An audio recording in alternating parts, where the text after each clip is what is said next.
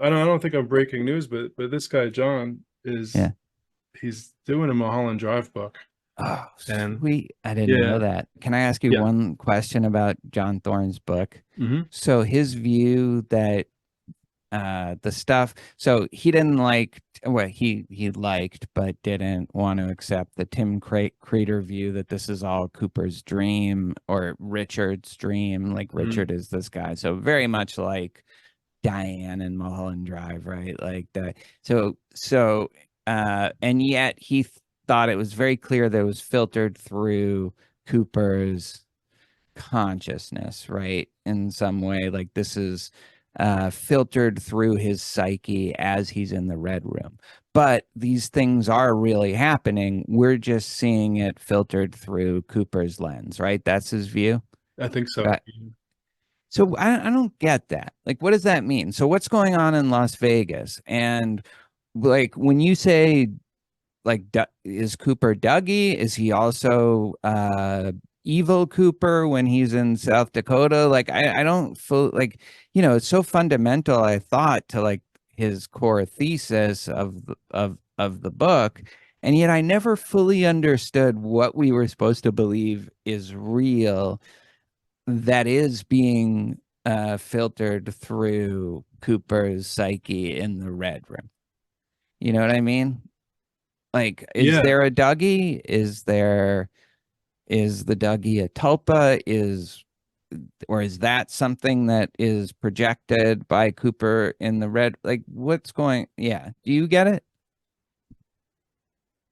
I think so. There's a Dougie is sort of kind of like a man of no action because because if you were to use intention or action or sort of conscious deliberateness, then Yeah, you can't be like sort of the pure good half of somebody yeah, because all of our actions come with a consequence, whether it's good or bad. yeah, yeah. So I so yeah, so Dougie's and I've heard you say something very similar to that. It was interesting. Yeah, yeah. That That's my by theory of doing Dougie. nothing, by doing nothing, Dougie creates all this good Yes, reaction, yeah. which No effort.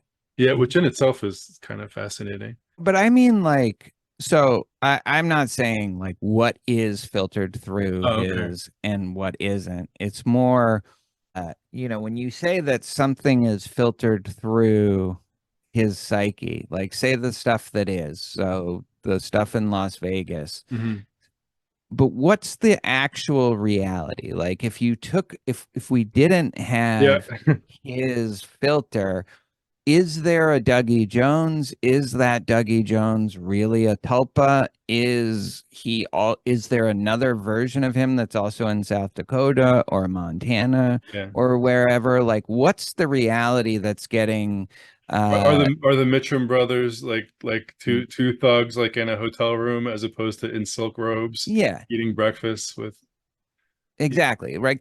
And like if it uh, was that, if the Mitchum brothers are actually just two, kind of mid-level Las Vegas gangsters that have been kind of glorified, I understand that. What I don't understand is anything that has to do with the story, like that involves Mr. C and Dougie and Gordon Cole and all those things. Like is like what of those things is really happening, even if we're getting it filtered through his lens. That's what I never fully understood.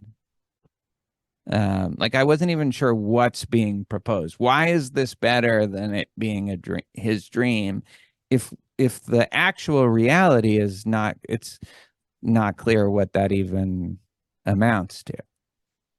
Yeah, and then there's the word dream, which I always nitpick anytime Yeah, somebody in writing or through talk uses the word dream because is it like is it dream as David Lynch has I think used it multiple times, which is sort of like a uh we're watching multiple movies on the same screen and the movie that you see is yeah, is different. the result of your filter sort of even though Yeah.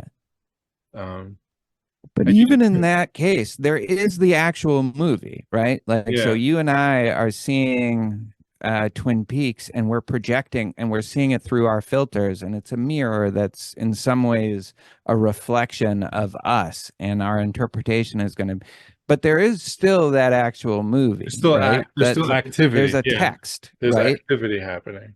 Yeah, and there's a text that is just there. And I just like, what is the text that's getting filtered through Cooper's lens in the Red Room, especially as it involves his various avatars outside the Red Room.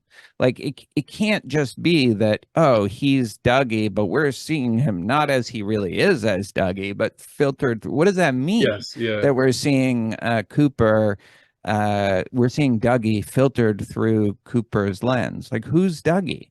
Why does he exist? If is that part, is the origin of Dougie also part of his mind?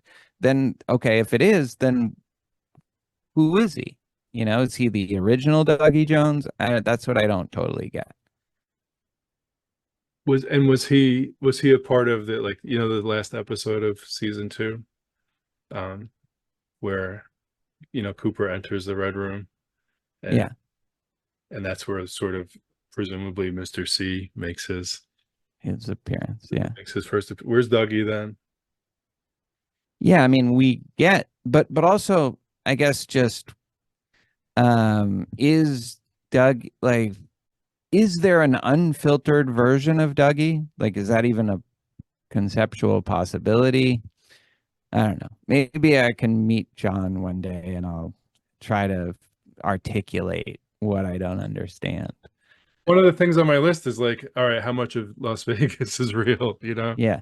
It's like right at the top. That's always like one of my first questions. What the hell is this? Yeah, my totally same question. Like, it's hard to believe that we're supposed to see Candy, Mandy, and Randy or whatever as like we can't, like, are we supposed to take them literally? Almost certainly not. But at the same, but then what's the reality of them if we're not supposed to take them literally? And you know, and how does that connect, you know, to anybody's dream, or you know, the cosmic battle of good and evil, if you want to go down that route. So yeah. And one of the best things about your question about Dougie is, if you go back to the start of our conversation tonight, Dougie is like the Dougie problem is like sticking in the craw of your theory, because yes, totally. you don't have a place for him, so figuring him out is like it's personal. Yeah, that's the, you know, that's the remainder, I think, of any really good Laura. Is the dreamer theory, is like, okay, but and Dougie, like, and really just how Cooper centered, even though I don't like thinking about the return as Cooper's story, it's undeniably Cooper centered.